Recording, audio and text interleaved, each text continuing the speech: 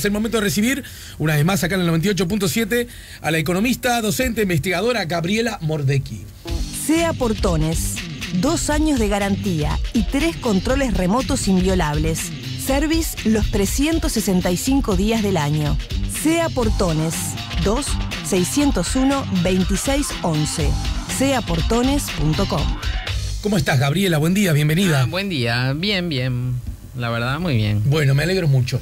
A propósito de los asuntos vinculados a la economía, sí. ya hace un rato, lo hemos hablado otras veces, Uruguay viene como creciendo, ¿no es cierto? Sí, la economía Quiero decir, después de esa especie de estancamiento, no sé cómo se le llama correctamente. Como 2 años más o menos. ¿Verdad? Que nunca llegó a ser recesión, como también dijimos. No, ¿verdad? No, y además, bueno, los números no fueron como años completos, sino que fueron como desde, no me acuerdo, segundo semestre, digamos. Entonces como que en realidad, cuando uno mira los crecimientos interanuales, no aparecen esos números, digamos, no aparece como ceros. Pero si uno analiza un poquito más en profundidad las series, sí, la economía estuvo estancada y además con algunos sectores que crecen y otros que caen. Entonces, en realidad hay como esa disparidad y bueno. Sin embargo, a pesar de este crecimiento que constituye, me parece que esto está fuera de discusión, siempre una buena noticia. Claro. Incluso a la que hay que sumarle algunos asuntos que lucen hasta como bastante excepcionales. La inflación está por debajo del rango meta, eso no había ocurrido. Está dentro del dentro del debajo del límite. Por debajo del límite superior, eso quise decir, pero está dentro del rango meta, para que lo entienda todo el mundo. Es lo que los gobernantes estiman. No, es el objetivo de la política, digamos. Pero el objetivo...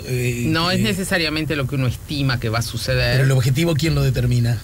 Es una política, no es... O sea, no es que tú decís, yo lo fijo acá porque me parece que va a quedar acá. No, vos decís, para nuestra economía, lo ideal es que la inflación esté en este rango. Y yo voy a hacer todas las políticas para colocarlo allí. Perfecto. O sea, es como... Yo voy a hacer las políticas, o sea, los gobernantes, no son otras personas. No, o sea, me refiero a la política económica que tiene como objetivo, pero no es que se estima que va a ser eso y por eso se fija ahí. Bien. Sino que es como una cosa a priori, digamos, que se determina con un horizonte. Pero que forma parte de un objetivo, ¿no es cierto? Por supuesto. Quiero bajar la pobreza, quiero hacer tantas escuelas, quiero que la inflación esté acá. Esté en ese rango, bien. Exactamente. Uruguay, incluso en momentos de crecimiento particularmente subrayados, probablemente de los mejores de su historia como república independiente, que vivió en los últimos años, ni siquiera, creo que un año solo había alcanzado. Sí. Y aún así Uruguay metía para adelante, ¿no? Porque bueno, el crecimiento de la economía provocó mejores salarios, baja de pobreza, aumento del empleo. ¿Estamos de acuerdo en todo esto? Totalmente. Bien. Sin embargo, hay un asunto que yo he advertido que llama la atención y hasta podríamos decir preocupa o ocupa a diversos actores, que tiene que ver, se está consolidando el crecimiento económico, ya son unos cuantos trimestres, no sé cuántos que ustedes esperan para decir, ya es tendencia, y sin embargo y la inflación ha bajado, está controlada, y sin embargo no ha subido una cosa fundamental que tiene que ver con la calidad de vida de las personas, y es no ha aumentado el empleo. ¿Dónde podríamos encontrar explicaciones para ello? Y si ello constituye un problema en sí mismo delicado, serio, grave, a tener en cuenta, en fin.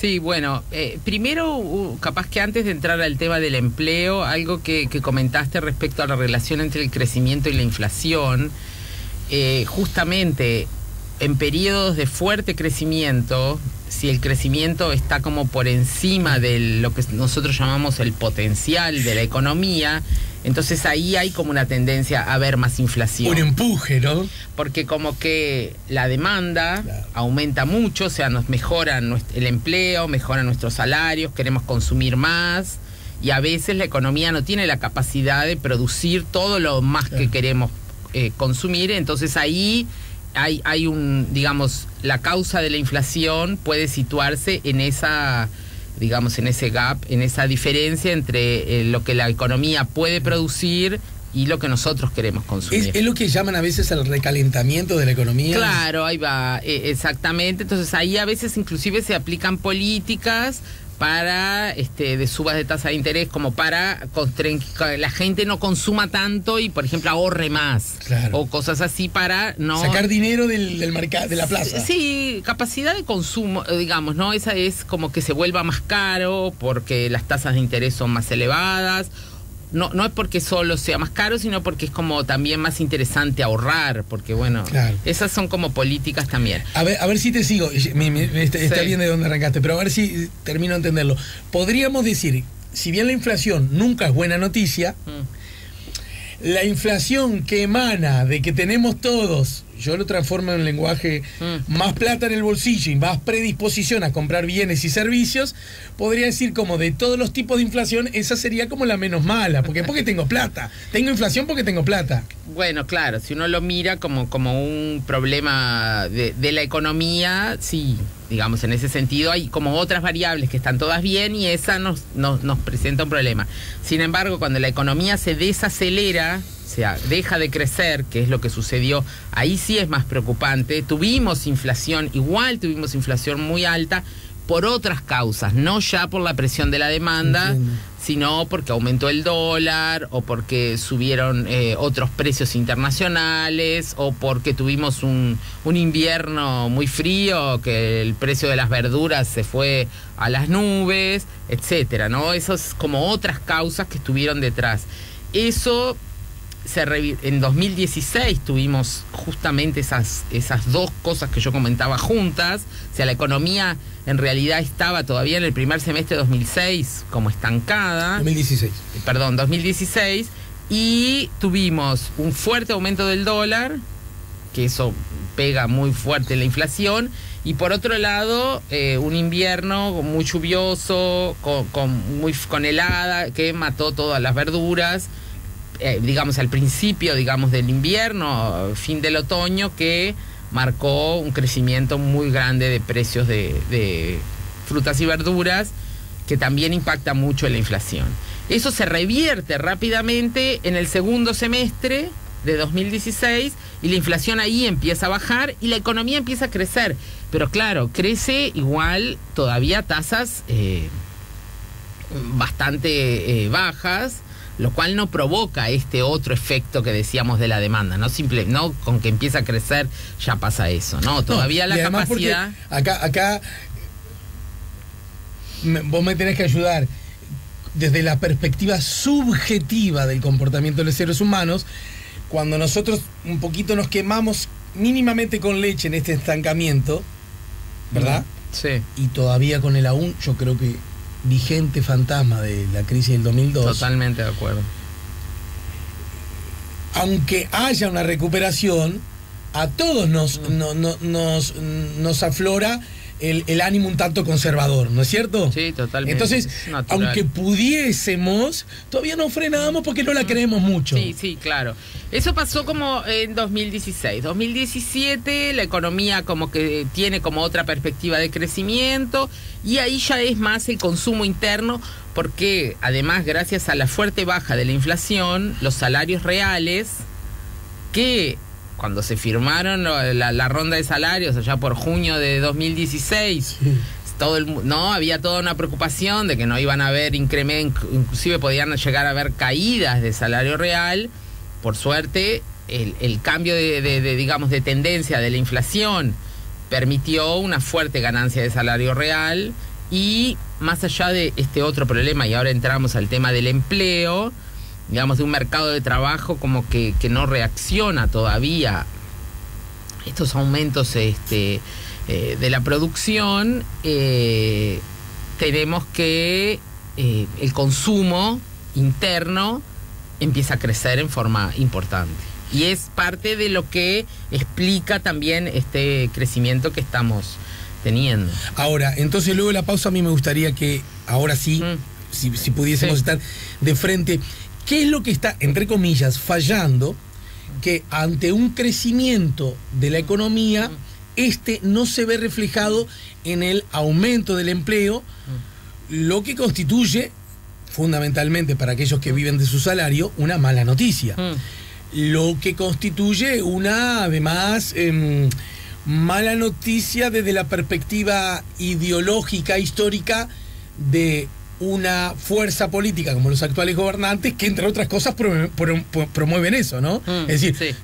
El crecimiento de la economía solo tiene sentido en la medida que se transforme en una buena noticia de la vida cotidiana de las personas, ¿no? Lógicamente. Lo vemos luego de la pausa. Dale. Estamos con Gabriela Mordecki, estamos poniendo La Mañana en Camino.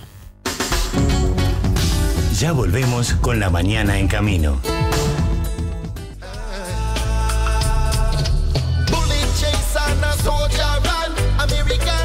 Estamos aquí en La Mañana en Camino, estamos conversando con Gabriela Mordecki. Recuerden que preguntas, comentarios, opiniones pueden llegar a través del 099-894-987. La verdad para sacarse el sombrero... perdón, Gabriela, pero omití leerlo antes. La verdad para sacarse el sombrero, Juan Raúl, gracias por la amplitud. Soy comunista, no militante, gracias.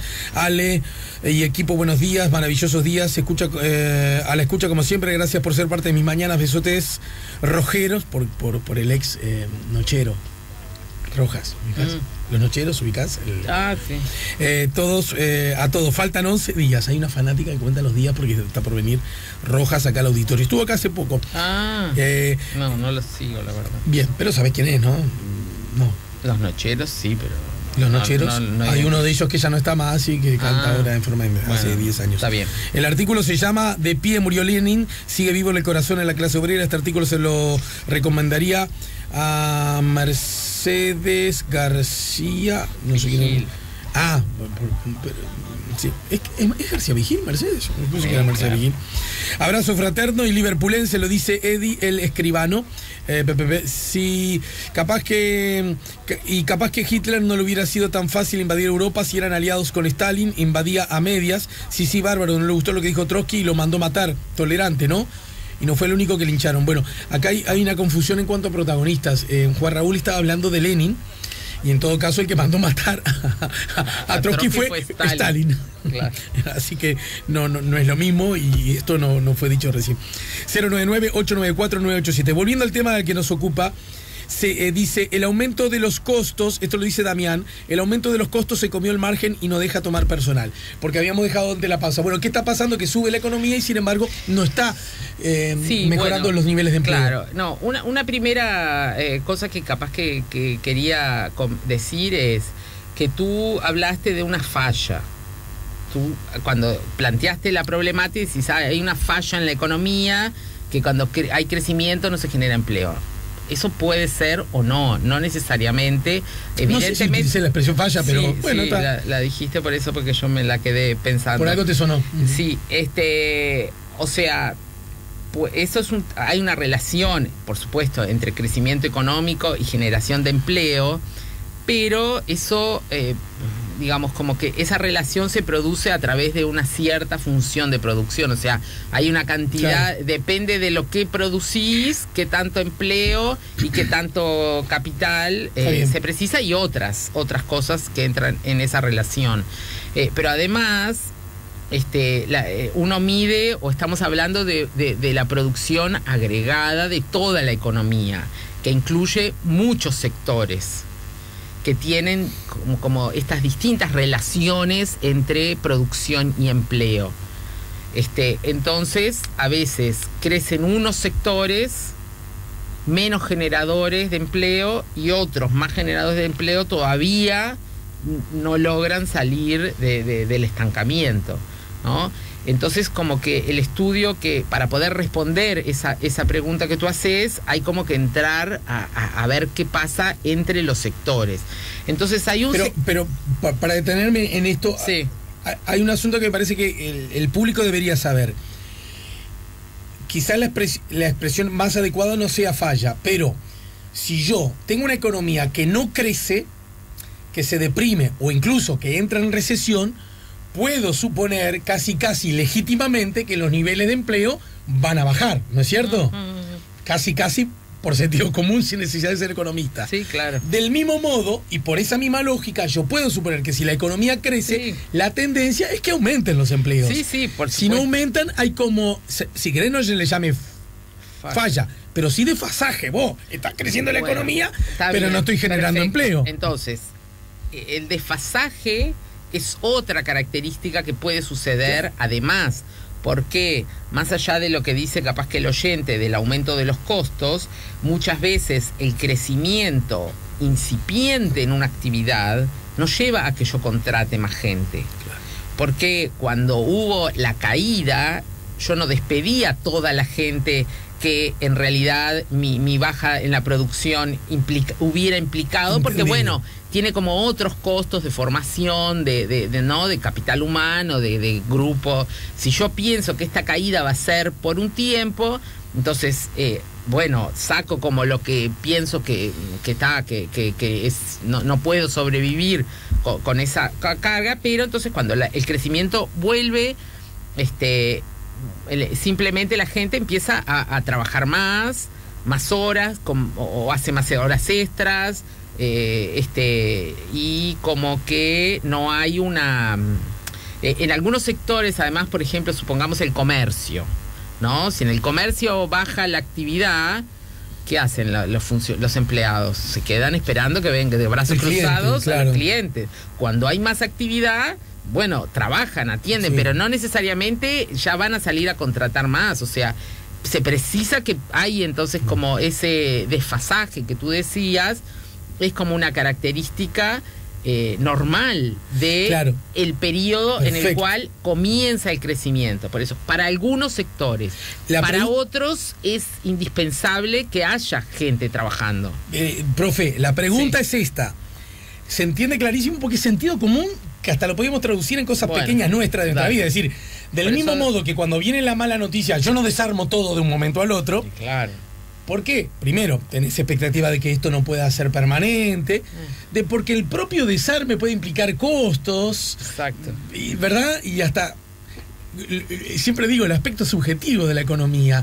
No es que de un momento a otro te sacás a los 4 empleados porque te entran menos clientes, ¿verdad? No, claro. Del mismo modo, no ocurre que cuando tampoco contratas 4 más. Exacto. Ahora. Eso es como una parte. Eso se entiende clarísimo y en tu calidad de docente lo explicaste así en forma prístina. Aún así, he escuchado, y sobre esto me gustaría que reflexiones, que ya la estabilidad del crecimiento, como está siendo ya bastante sostenida en el tiempo, ya es hora de que dé señales en el empleo, y sin embargo eso no está ocurriendo. No, es cierto, porque a esta, digamos, primero que el crecimiento todavía está siendo no muy pujante, digamos, no se compara a las tasas que tuvimos años atrás. Claro. Entonces este tema del desfasaje pesa bastante, ¿no?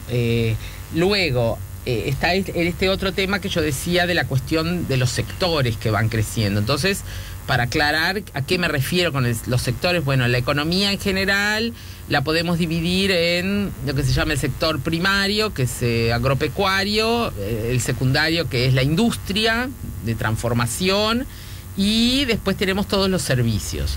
Y dentro de los servicios, bueno, también se dividen. Entonces, un sector dentro de los, digamos, servicios que está creciendo muchísimo es transporte y comunicaciones, sobre todo por la parte de comunicaciones. ¿Qué es lo que crece? Eso que tú estás haciendo, la transmisión de datos, ¿no? Sobre todo la telefonía celular y internet. Esas son las dos cosas que crecen sin parar. Se genera muchísima inversión, se genera más actividad, porque eso es algo que... Pero no necesariamente es un sector que genere más empleo. Y además es un sector que genera muchas veces empleo de calidad. Entonces ahí entra el otro problema que tiene nuestro mercado laboral, es que hay sectores donde tenés desempleo cero o negativo inclusive, o sea, falta gente, que es todo esto de las TICs, ¿no? De las tecnologías de información y comunicaciones. Entonces, y después tenés, cuando mirás la tasa de desempleo y la abrís por edad, por sexo, ¿no? Por grado de calificación, entonces ahí te das cuenta que, bueno, ahí también hay un desfasaje, digamos, entre la mano de obra que está en el mercado y las actividades que más crecen y que más demandan. Entonces, falta tal vez, y bueno, ese es un tema inmenso que no vamos a entrar acá a hablar, que es el tema de más que la educación, la capacitación, digamos, ¿no? Los saberes que tiene que tener el trabajador uruguayo para tener una contratación más dinámica, digamos, ¿no? Para entrar como en sectores dinámicos. Déjame, en este contexto, en esta baldosa en la que Dale. vos te detenés, dar como insumo dos noticias que se publican hoy, justamente a propósito del mismo tema. Me parece interesante. Por siempre yo digo, si uno pudiese leer todos los diarios, la gente no puede leer todos los diarios. No tiene tiempo, no tiene ganas, no tiene dinero, en fin, lo que sea. Pero fíjate vos, el Observador, todos los diarios hablan hoy del acuerdo que se firmó ayer entre UPM, este inicio de acuerdo entre UPM y el Estado uruguayo, ¿no es cierto? Gobierno, pero cada uno hace pie y hincapié en cosas distintas. Y yo digo que está bien, simplemente hay que saberlo. Por ejemplo, el Observador, mirá, vinculado a esto último que dijiste, UPM le exigió al gobierno mejorar educación técnica. Estado se comprometió a financiar desarrollo de UTU y aumentar nivel de enseñanza. Más allá de la formulación y las redacciones, ¿no? Que venga UPM a decirle, ustedes tienen que formar mejor a sus alumnos. Suena como injerencia, pero no quiero detenerme en eso. Lo que sí digo es... es el tono igual. Bueno, por eso, justamente, lo que estoy tratando es separar en esta columna contigo, paja de trigo, irnos a los hechos. Dale. El acuerdo entre la finlandesa UPM y Uruguay firmando este martes estableció una serie de protocolos en materia educativa que el Estado deberá contemplar antes que se inicie la etapa de construcción de la planta. Entre otros puntos, Uruguay se comprometió a organizar y financiar la mejora de la UTU, principalmente Paso de los Toros, Durazno y Tacuarembó, para mejorar su capacidad de brindar instalaciones y recursos educativos con respecto a las disciplinas mecánicas, de instrumentación y eléctrica. Continúa el asunto. Yo digo, repito, me quiero salir del tema, los finlandeses, qué vergüenza, nos tuvieron que decir, limpien más la casa, ¿no? Den más conocimiento a sus hijos, bueno, yo qué sé. En todo caso, la clave está, se advierte que para determinadas áreas de la economía con conocimientos muy específicos, se necesita una formación en conocimiento que vaya en esa dirección, ¿no? Claro. Bueno, y ahí, en realidad, en esa noticia también lo que está es el tema de la distribución como regional de la prestación de los servicios educativos, y que tal vez que en Montevideo tenés electricistas, soldadores, técnicos que se precisen, pero bueno, Paso de los Toros como que queda lejos para que, sin embargo, porque esta es una realidad que se dio en las otras plantas de celulosa, en las cuales, sobre todo en la parte de la implementación y después del mantenimiento, tienen que recurrir muchas veces a técnicos de Montevideo y en otras del exterior, porque vino gente, no solamente ingenieros, también técnicos, tanto a la planta primera de UPM como a la de Montes del Plata, perfecto, ¿no? Perfecto. Entonces, o sea, esa es una característica entonces de el mercado laboral, digamos, siendo un poco más amplio, saliendo, digamos, de esto tan específico que se va a precisar para una planta tan grande, en un lugar además como más alejado de Montevideo que las otras plantas. Eso es importante, pero además digamos, esta cuestión de la calificación de la mano de obra también cuenta con, pero digamos, está en relación además de los sectores que van creciendo más, porque porque la construcción, por ejemplo, que es un sector más demandante de mano de obra, tal vez con no tanta calificación, también está como es de los sectores que vienen como más atrasados. Pero también hay que tener en cuenta otro factor, que es el cambio tecnológico adentro de sectores como la construcción, que era tradicionalmente muy empleador. Claro. Bueno, es que ahora es que gran parte es ya prefabricada, o sea, ya viene hecho, las paredes están hechas y lo que hacen en los edificios es simplemente colocarlas. Vienen las máquinas esas gigantescas y, ¿no?, con un brazo ponen y hacen la cimentación de toda una, no sé, el techo, los pisos, todo. O sea, eso, lo que O sea, lo que hace unos años generaba muchísima mano de obra, donde nosotros veíamos en los edificios que la mezcla se hacía abajo en una maquinita y se subía todo con un balde, ¿no? Imagínate la cantidad de gente que se precisaba para eso. Ahora, o sea, son tareas como... Bueno, acá muy estás simples. ingresando en otro asunto que he escuchado y tiene que ver cómo la tecnología, el avance... Claro, el cambio tecnológico. Es la historia de la humanidad, por otra parte, ¿no? Totalmente. De alguna manera pone en riesgo no necesariamente número de puestos de trabajo, sino formas de trabajo, ¿no es cierto? Sí, no, esto por supuesto que también disminuye la cantidad de Claro, puestos. para el avance tecnológico, desde el origen del ser humano hasta ahora, lo que ha promovido es cada vez más trabajo. Además, claro, porque surgen como otras oportunidades a eso me refiero. nuevas, pero a veces hay como este problema de, digamos, de la brecha tecnológica, donde el trabajador que se quedó en la tecnología anterior no tiene las capacidades para las nuevas trabajos que aparecen. Pero se puede decir que este enlentecimiento, o mejor dicho, esta descompensación de un crecimiento económico y de el no aumento de empleo, por decirlo menos, ¿no? Más allá de los factores que ya aludiste, también puede estar cimentado, estimulado o explicado por el avance tecnológico. Y sí, todos los factores están interviniendo. Por eso digo, cuando el crecimiento es como muy fuerte, muy poderoso, como fue, además en la década del digamos, de la primera década del 2000, que tuvimos, y hasta el 2013 más o menos, que tuvimos como un crecimiento muy, muy grande del empleo. También además hubo grandes reformas estructurales dentro de nuestro país.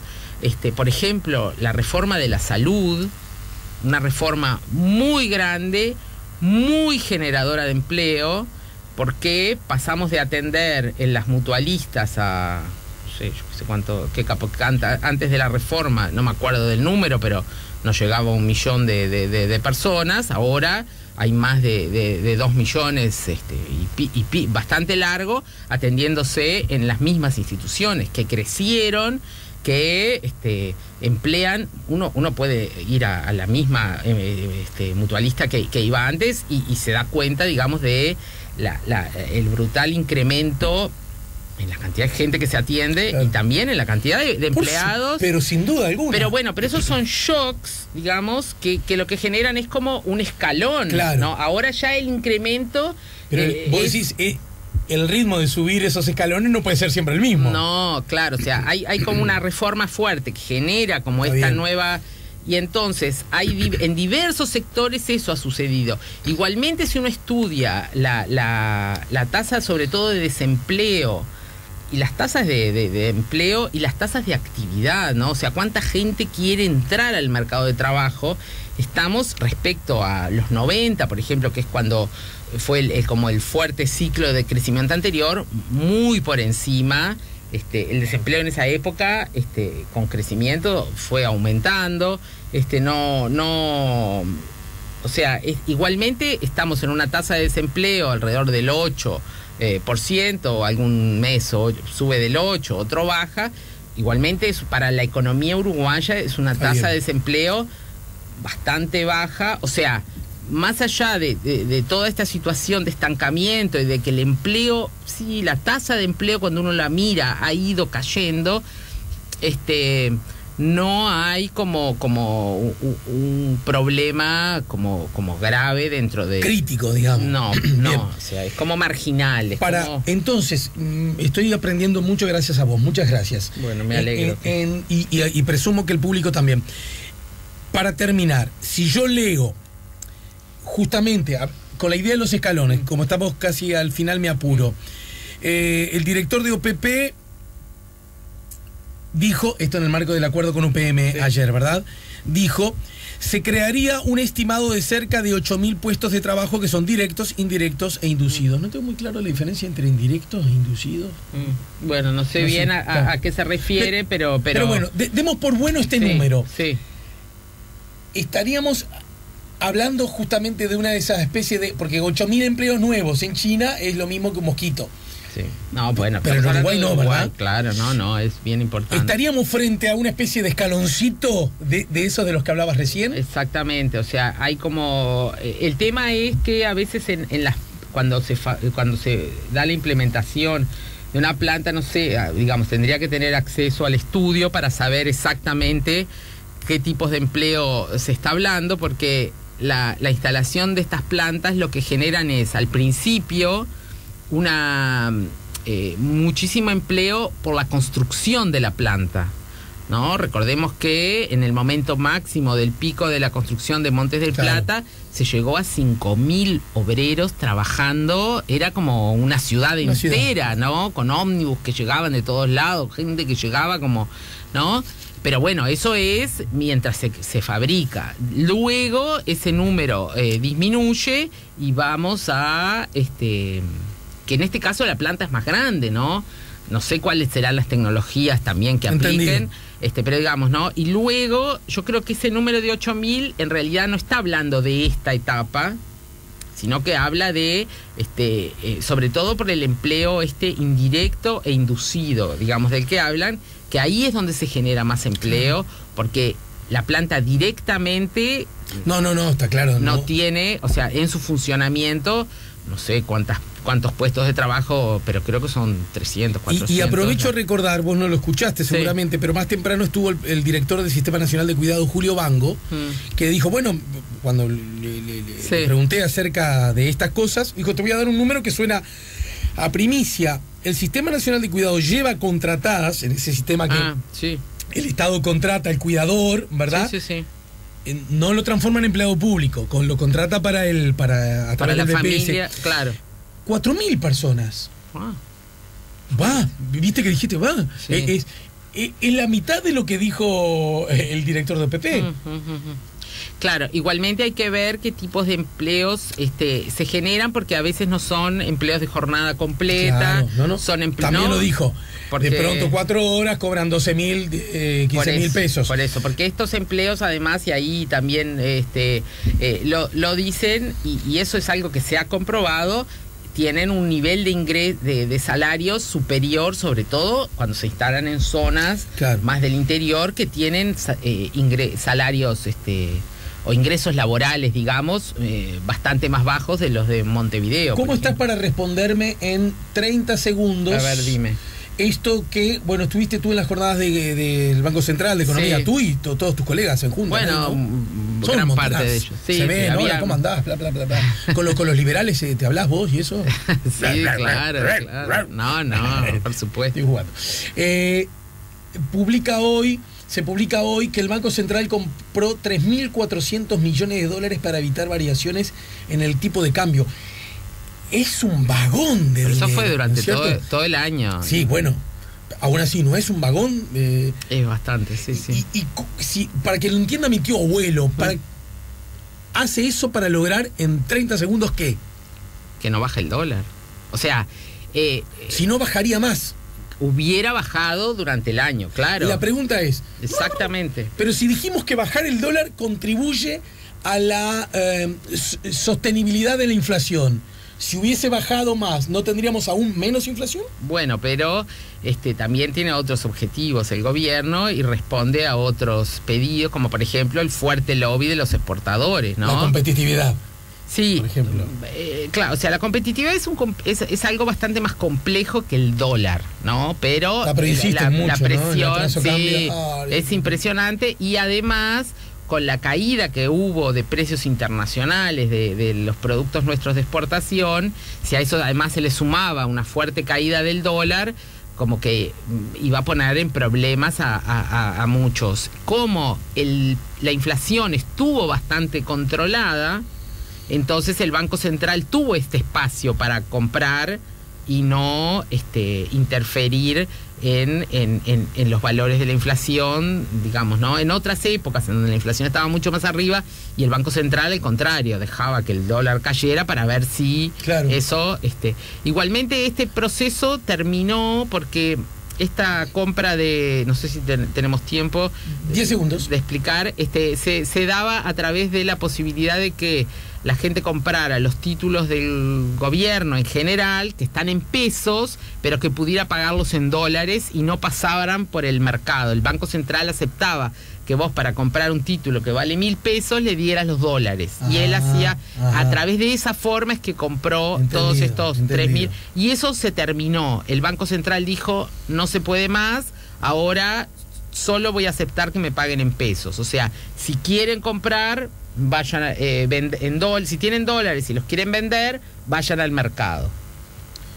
Entonces, eso le da... ¿Eso puede augurar que un alza entonces? Y sí, claro, eso... No, al revés. Perdón, al revés. No el alza, sino que el Banco Central va a dejar de generar esa presión, digamos, al alza de la compra de dólares, de todo lo que la gente quisiera, porque eso era... Ahora puede ser que vuelva a comprar, pero va a elegir los momentos y va a ver cómo el dólar... porque bueno, la inflación ya dio la vueltita, el dólar llega a 30 y ahí el gobierno dice, entonces... Más allá de que los exportadores hagan así con las manitos, pero bueno, pero los precios internacionales están recuperándose, claro. Entonces el insumo te sale caro y también por eso te va a salir. Bueno, no, el insumo, pero vos vendés, ¿no? Claro. Que es el exportador, el insumo, bueno... No, digo, porque cuando aumenta el dólar te dice, pero tengo que comprar el insumo. Y cuando baja el dólar dice, pero me tengo que vender y recibo poco dinero. Bueno, sí. O sea que siempre es Gracias, Mordecki, sos una crack. Bueno, muchas gracias. SEA Portones, 2 años de garantía y 3 controles remotos inviolables. Service los 365 días del año. SEA Portones, 2-601-2611. seaportones.com